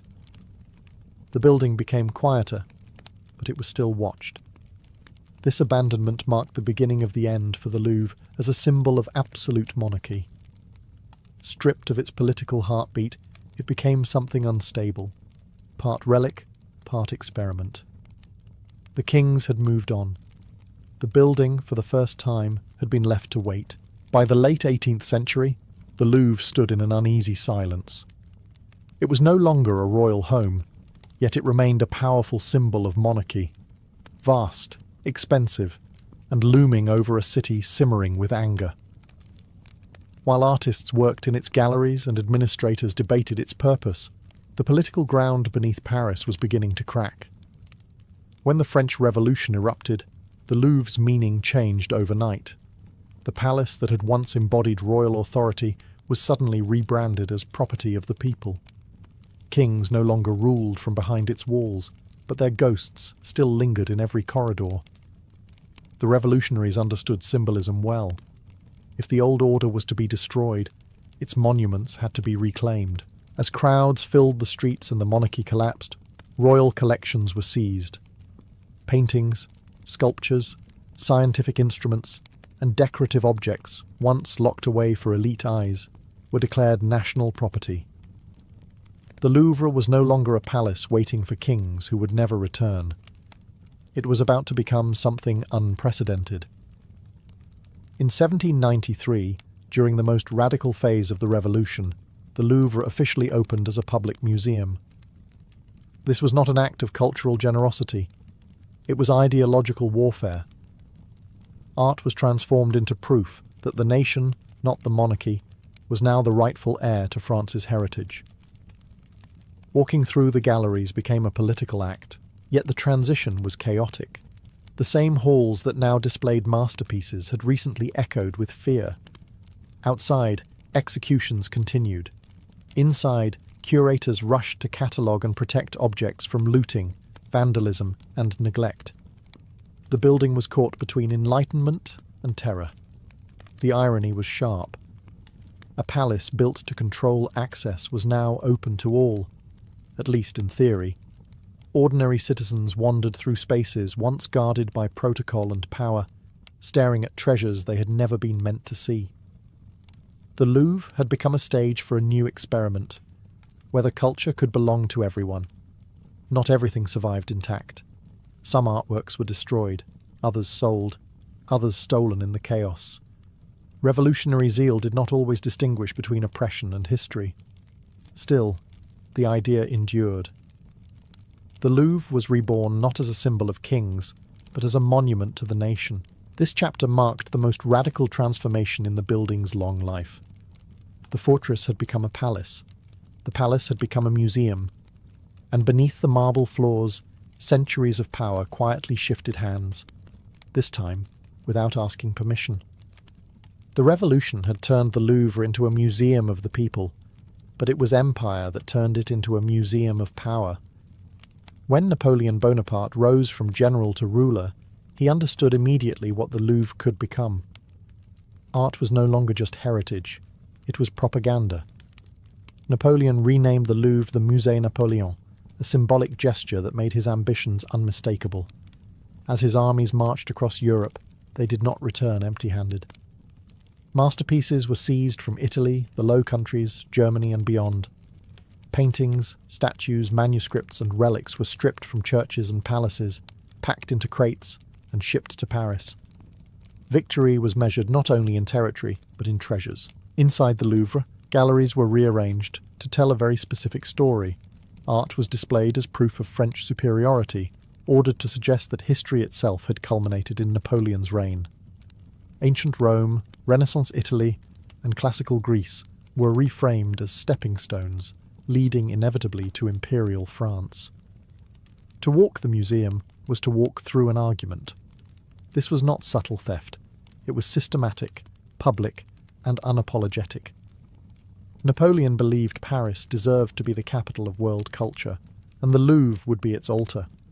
Artists and scholars were divided, some thrilled by access to unprecedented collections, others disturbed by the violence that made it possible. For visitors, the experience was overwhelming. Never before had so much of Europe's cultural heritage been concentrated in one place. The Louvre became a destination not just for citizens, but for foreign dignitaries forced to admire what had been taken from them. But empires rarely last. When Napoleon fell, the question of ownership returned with force. Defeated nations demanded their art back. Crates were reopened. Catalogues were scrutinized. Many works were repatriated, though not all.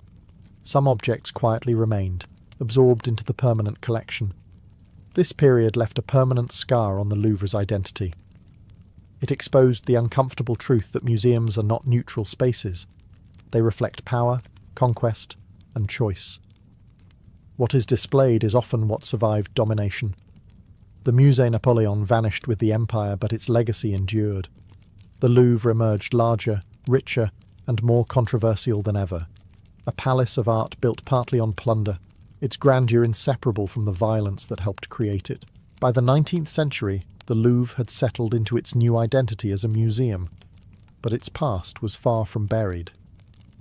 Beneath the polished floors and carefully lit galleries lay a hidden world most visitors would never see. The Louvre was not just layered in history metaphorically, it was layered physically, stacked century upon century, with forgotten spaces sealed off below.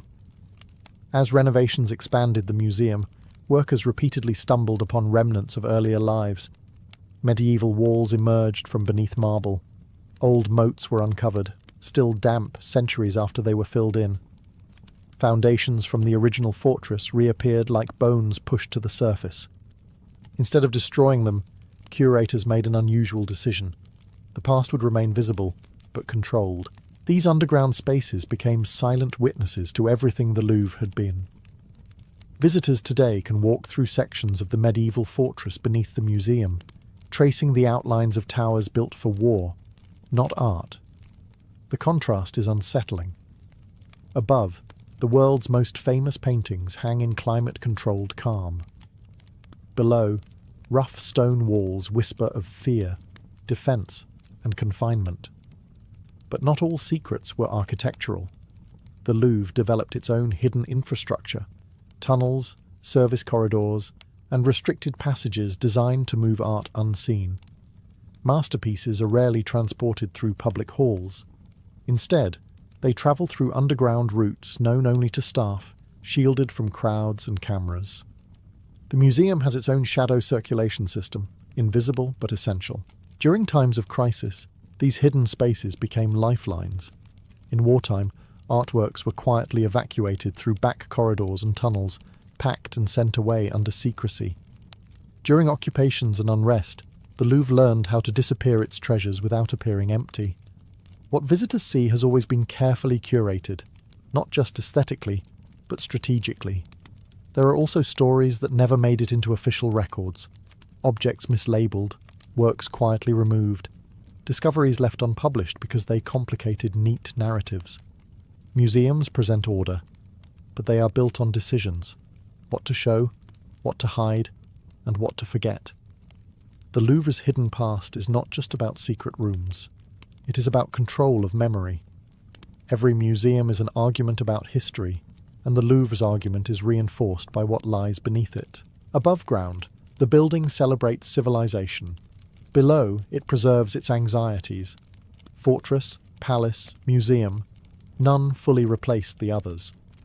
They coexist, stacked one on top of the next, reminding anyone who looks closely that the Louvre is not just a container of history, it is history itself, still holding its breath underground. Today, the Louvre presents itself as timeless, calm, authoritative, and universal. Millions pass through its doors each year, guided by maps and audio tours that promise clarity and order. Yet this sense of permanence is carefully constructed. The modern Louvre is the result of constant reinvention, each era reshaping the building to suit its own idea of power, culture, and legitimacy.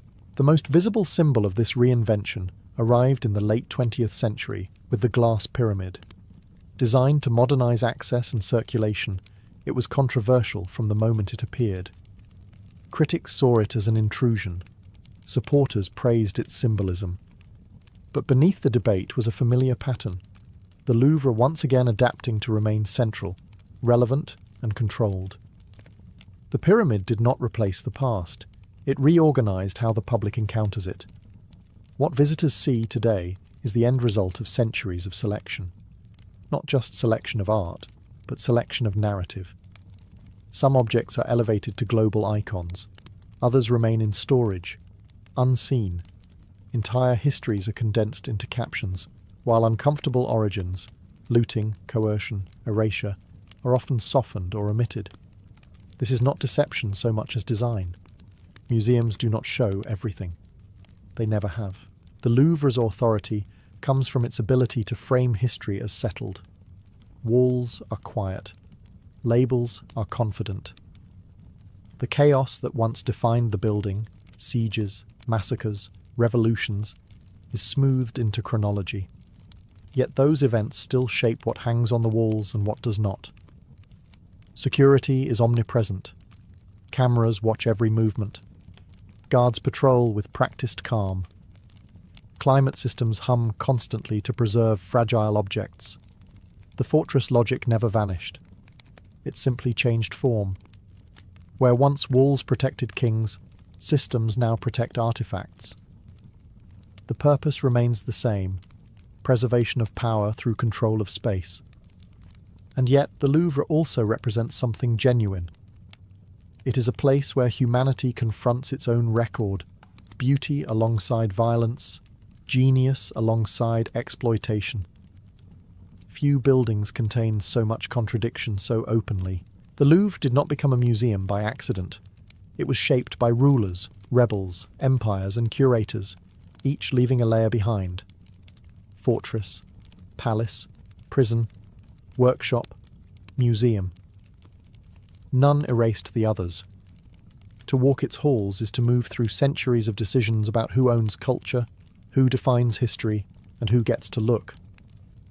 The Louvre's hidden past is not hidden at all. It is embedded, quietly, permanently, in every stone beneath your feet. Long before glass became something shaped by human hands, it already existed in nature, formed by forces far older and more violent than civilization. When lightning struck sandy ground, the heat fused grains into twisting glassy tubes known today as fulgurites. When volcanoes erupted, molten lava cooled into obsidian, a sharp black glass prized by prehistoric peoples for blades and tools. Humans admired these materials, but for thousands of years, glass remained something encountered, not created. The leap from accident to invention required a specific moment, sustained fire hot enough to melt sand, and someone curious enough to notice what happened afterward. Ancient camps along rivers and coasts unknowingly set the stage. Sand was everywhere. Fire was central to daily life. What was missing was control. According to a famous story recorded by Pliny the Elder, the invention of glass occurred by chance when merchants cooking on a beach used blocks of natron to support their pots. The fire grew intense, the sand fused, and a strange, translucent substance flowed out. While this tale is likely simplified, it captures an essential truth. Glass-making began not as art, but as surprise. The earliest evidence of human-made glass points to the ancient Near East, particularly regions of Mesopotamia and Egypt. At first, glass was rare, unpredictable, and difficult to reproduce. Early attempts produced opaque, brittle materials, more suitable for beads and small ornaments than practical use. These early glassmakers were not craftsmen in the modern sense. They were experimenters working at the edge of their knowledge, pushing fire beyond its familiar boundaries. Glass demanded precision before precision existed. Temperatures had to be high and sustained. Ingredients had to be measured without scales. Cooling had to be slow to prevent cracking. Each failed attempt taught another lesson. Each success felt almost magical, a solid that flowed like liquid, a stone that captured light. What made glass extraordinary was not just how it was made, but how it behaved. Unlike metal, it did not bend. Unlike stone, it could be translucent. It occupied a strange middle ground between solid and liquid, predictable only once its secrets were learned. This ambiguity fascinated early societies.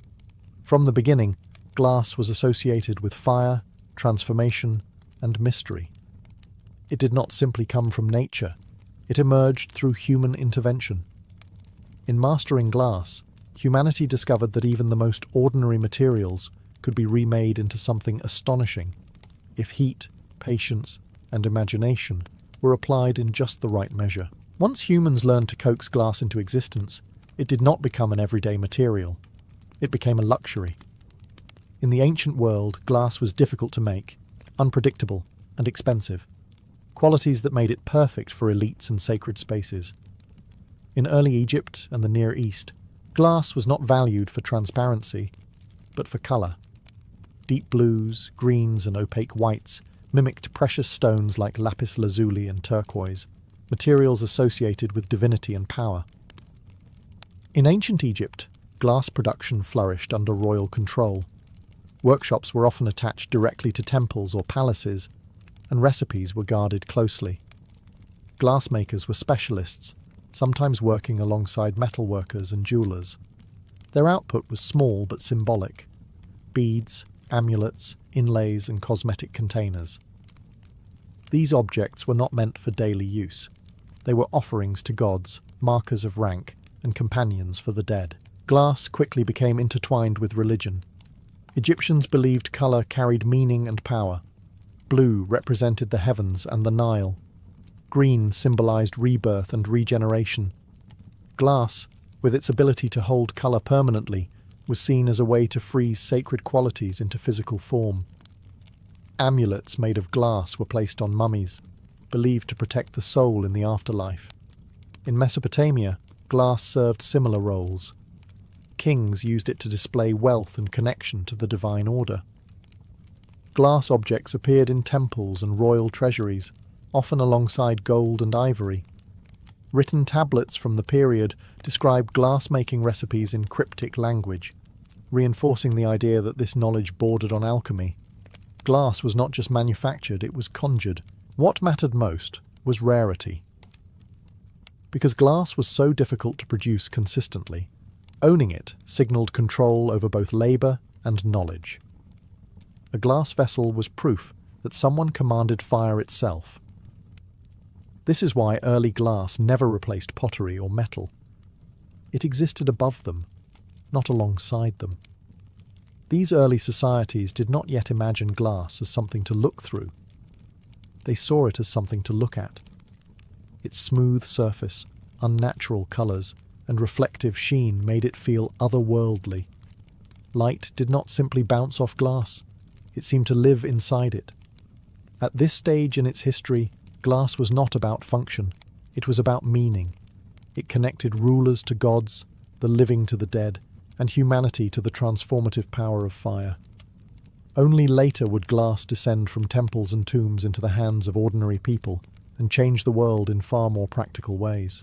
The true revolution in glass did not come from priests or kings, but from engineers. When the Roman world expanded across the Mediterranean, it carried with it a hunger for scale, efficiency, and practicality. Glass was no longer expected to be rare or mysterious. It was about to become useful. This shift transformed glass from a sacred novelty into a material that reshaped daily life. Roman glassmakers inherited techniques from earlier cultures, but they improved them relentlessly. The most important breakthrough came with the development of glassblowing in the 1st century before the Common Era. By inflating molten glass through a hollow tube, artisans could shape vessels quickly and consistently. Production time dropped dramatically, costs fell. Glass stopped being exclusive. For the first time, glass vessels became common in homes, taverns, and markets. Cups, bottles, and storage containers appeared across the empire, from Italy to the provinces. Glass was hygienic, non-porous, and odourless, qualities that made it superior to clay for certain uses. Wine tasted like wine. Oils stayed pure. Everyday life quietly improved, but Rome's most radical use of glass was architectural. Thin sheets of translucent glass were set into window frames, especially in bathhouses and wealthy homes. These early windows were not perfectly clear, but they allowed light in while keeping wind and rain out. It was a subtle change with enormous consequences. Interior spaces became brighter. Architecture could now shape light itself. Glass altered how Romans experienced the world. Public baths glowed with filtered sunlight. Villas felt open yet protected. Boundaries between inside and outside softened. For the first time, people could look out without being exposed. Glass also became a symbol of refinement. Clear glass signalled technological mastery. It showed that raw materials could be purified, controlled, and standardized. Even imperfections, the bubbles and ripples, became marks of authenticity rather than flaws. Roman trade networks spread glass everywhere. Workshops emerged across the empire, each adapting styles and techniques to local tastes. Glass was no longer tied to one culture or religion. It became a shared material language. This was the moment when glass stopped imitating gemstones and began defining itself. Transparency changed everything. Light became a design element. Visibility became desirable. In mastering clear glass, Rome changed not just what people used, but how they saw, and how they thought about space, cleanliness, and comfort. Glass had left the temple and entered the home. And in doing so, it quietly redefined civilization. When the Roman Empire fractured, many technologies vanished with it, but glass did not disappear. Instead, it migrated. As imperial infrastructure collapsed in Western Europe, the knowledge of glassmaking survived in places where stability, scholarship, and skilled labour endured. Glass retreated from mass production and returned, temporarily, to something closer to a specialist craft. In the Eastern Mediterranean, the Byzantine Empire became a crucial guardian of glass-making knowledge. Constantinople inherited Roman techniques and refined them, especially in the production of coloured and gilded glass. Glass tesserae, small cubes used in mosaics, covered church interiors, transforming walls into fields of shimmering light. Here, glass was not transparent. It was luminous. Gold leaf trapped between layers of glass made saints and emperors glow as if lit from within. At the same time, the Islamic world emerged as a centre of innovation rather than preservation. From Syria and Egypt to Persia, glassmakers experimented boldly with chemistry and form. Islamic artisans developed new colours, improved clarity, and advanced decorative techniques such as enamel painting and lustreware. Glass vessels were inscribed with calligraphy, turning functional objects into carriers of poetry, prayer, and status. Unlike medieval Europe, where glassmaking became fragmented and limited, Islamic cities supported large workshops and encouraged experimentation. Scholars wrote treatises on materials and processes, treating glass not as mystery, but as science. Recipes were refined, failures were documented, progress accelerated. One of the most important contributions of this period was chemical control. Islamic glassmakers perfected the use of plant ash and mineral additives to stabilize glass and improve transparency. This made larger, more reliable objects possible. Glass was no longer just decorative, it was technical. Trade spread these innovations. Glass from the eastern Mediterranean travelled along caravan routes and across seas, reaching Europe, Africa, and Asia. Each exchange carried techniques as well as objects. Slowly, knowledge flowed back westward. In Europe, monasteries and cathedral workshops became quiet centres of glass survival. While everyday glass remained rare, religious institutions preserved the craft through stained glass windows. These windows were not meant to be seen clearly through.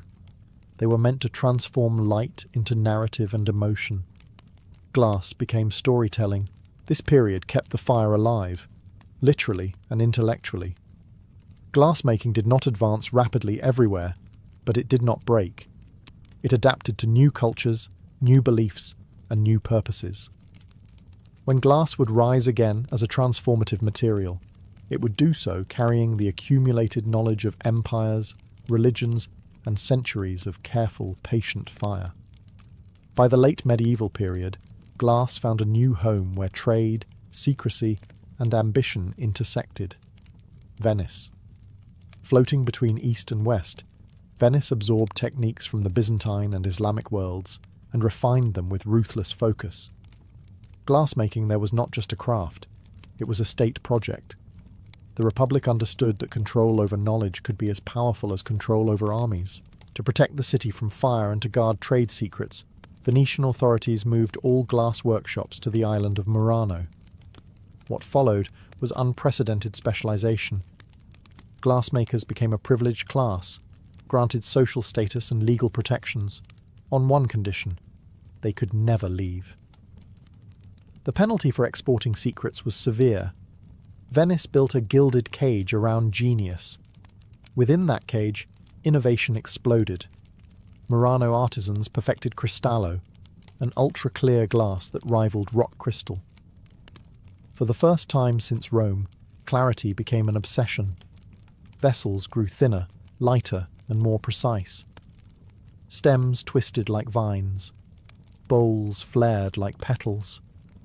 Glass was no longer merely functional or symbolic, it was virtuosity made visible. Colour returned, but with new control. Milky latimo imitated porcelain. Aventurine sparkled with copper flecks. Filigree threads were embedded inside transparent walls, freezing motion within solid form. These were not accidents of fire. They were calculated effects, achieved through exact timing and composition. Glassmaking had become choreography. Venetian glass spread across Europe as a luxury export. Courts competed to display Murano pieces on banquet tables and in cabinets of curiosity. Possessing Venetian glass signalled taste, wealth, and connection to the most advanced craftsmanship of the age. Imitators tried and failed to replicate it. Without the recipes, the results fell short. This success bred paranoia. Glassmakers were watched, marriages were regulated, even travel required permission. Venice treated glass as intellectual property centuries before the term existed. The material that once symbolized mystery now symbolized monopoly. Yet the pressure had a cost. Innovation slowed as secrecy hardened into rigidity. Other regions began to experiment independently, breaking Venice's hold. Still, the Murano legacy endured. It proved that glass could be mastered to extremes, clear as air, thin as leaves, strong enough to endure centuries. In Venice, glass crossed a threshold. It became pure skill, human control over heat, chemistry and time, captured forever in a form that looked impossibly fragile and yet survived. As glass-making techniques improved, glass escaped the table and the workshop and began reshaping how humans perceived reality itself. The most transformative shift came when glass was no longer admired as an object, but trusted as a medium, something you could look through, rely on, and build knowledge around. Clear window glass spread slowly across Europe, first in churches and elite homes, then outward. Light, once a scarce and directional resource, could now be managed. Interiors brightened. Walls no longer had to be thick and defensive. Architecture opened itself to the outside world. Glass changed cities before anyone noticed it had done so. But the real revolution arrived when glass learned to bend light. Early lenses had existed in crude form for centuries, but improved clarity and consistency made them practical. Convex glass could magnify. Concave glass could correct vision. Eyeglasses appeared in late medieval Europe, quietly extending productive life for scholars, scribes, and craftsmen. Knowledge stopped being limited by aging eyes. Then curiosity took over. Glass lenses were stacked, shaped, and aligned. The result was the telescope and the microscope, devices that shattered old assumptions about scale and place. The heavens were no longer fixed lights embedded in crystal spheres. The natural world was no longer smooth and complete. Glass revealed motion, imperfection, and depth where none had been seen before. Through lenses, humans saw mountains on the moon, rings around distant planets, and microorganisms writhing in a drop of water. These discoveries were not philosophical arguments. They were visual facts, and they destabilized entire worldviews. Glass became dangerous. Religious and political authorities understood this immediately. A material that allowed people to see for themselves weakened inherited truth. Observation challenged doctrine. Measurement challenged tradition. The clarity of glass supported a new kind of thinking, empirical, skeptical, and restless. At the same time, glass entered printing and navigation. Glass plates improved presses. Lenses refined maps and instruments. Mariners trusted glass compasses and optical tools to cross oceans. Empires expanded on the back of transparent precision. What made glass so powerful was its neutrality. It did not argue. It showed. Once something was seen clearly, it could not be unseen. Glass turned vision into evidence. This chapter marked a turning point. Glass was no longer just crafted.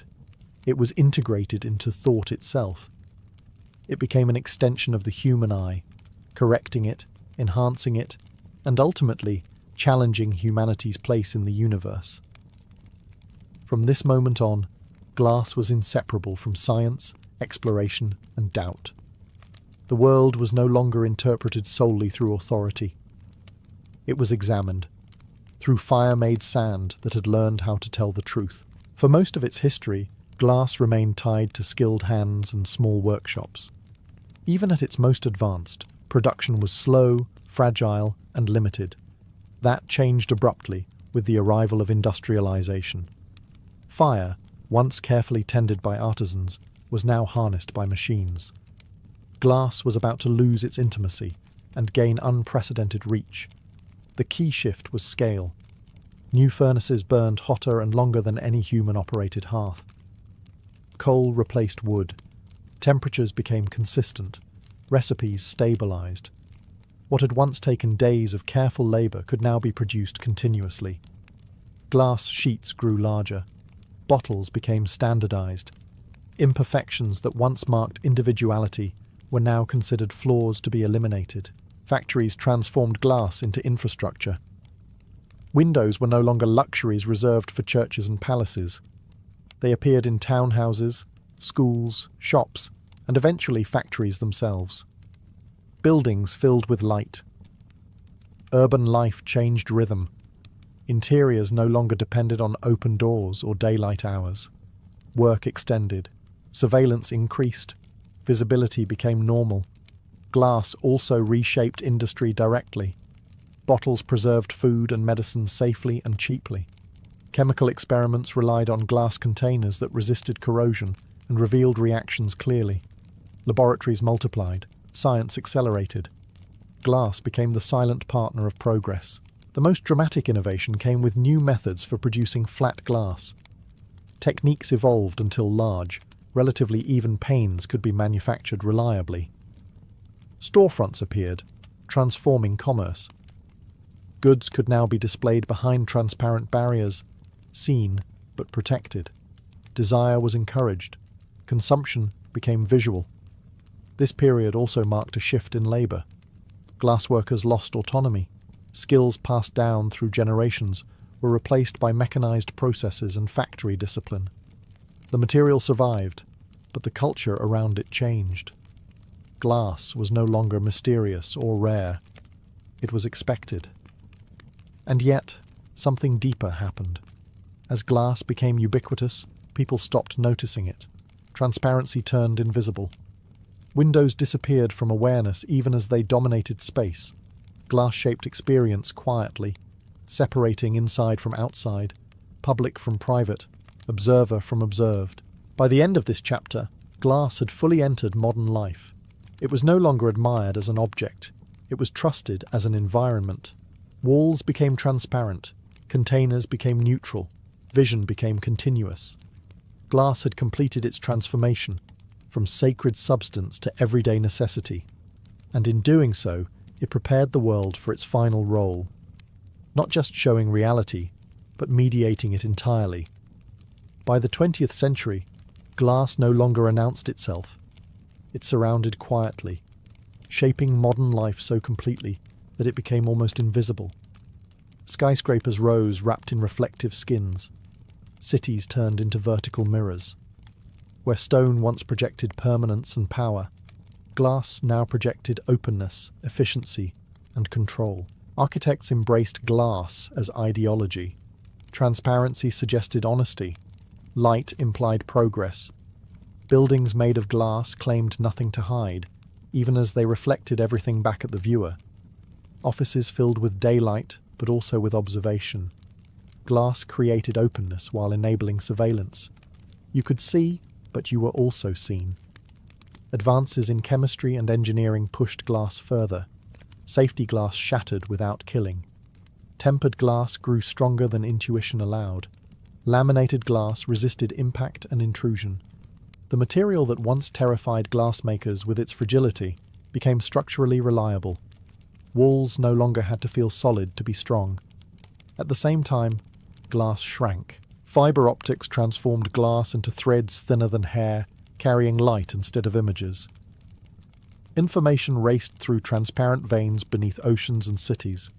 Conversations, data, and economies flowed through glass without being noticed. Sand, melted and stretched, became the nervous system of the global world. Glass also entered medicine. It allowed surgeons to see inside bodies, chemists to isolate compounds, and researchers to observe life at microscopic scales. Sterile, inert, and transparent, it became a tool of trust. When something mattered, it was put in glass. Yet the emotional relationship with glass changed. It no longer felt magical. It felt neutral. Screens replaced windows. Glass stopped framing the outside world and began displaying curated realities instead. Phones, tablets, and monitors turned glass into an interface between humans and abstraction. We no longer looked through glass to see reality. We looked at glass to access it. This shift carried consequences. Glass mediated experience. It filtered information. It separated touch from sight. The material that once expanded vision now shaped attention. Still, its power remained rooted in the same ancient qualities: transparency, transformation, and control of light. From cathedral windows to phone screens, glass continued doing what it always had, deciding what could be seen and how. By this stage, glass had become the most trusted material in the world. We relied on it to protect us, inform us, and connect us. We trusted it precisely because we stopped noticing it. And that was its final transformation, not into art, not into science, but into environment. Glass was no longer an object in the world. It was the surface through which the world itself was experienced. Glass began as molten accident and ended as worldview. By the time it fully embedded itself into modern life, it had done more than reshape architecture or technology. It had quietly altered how humans understand reality itself. Few materials have influenced thought so deeply while remaining so physically silent. Glass taught humanity to value clarity. Not just optical clarity, but conceptual clarity. The idea that truth could be seen, measured, and verified depended on transparent tools.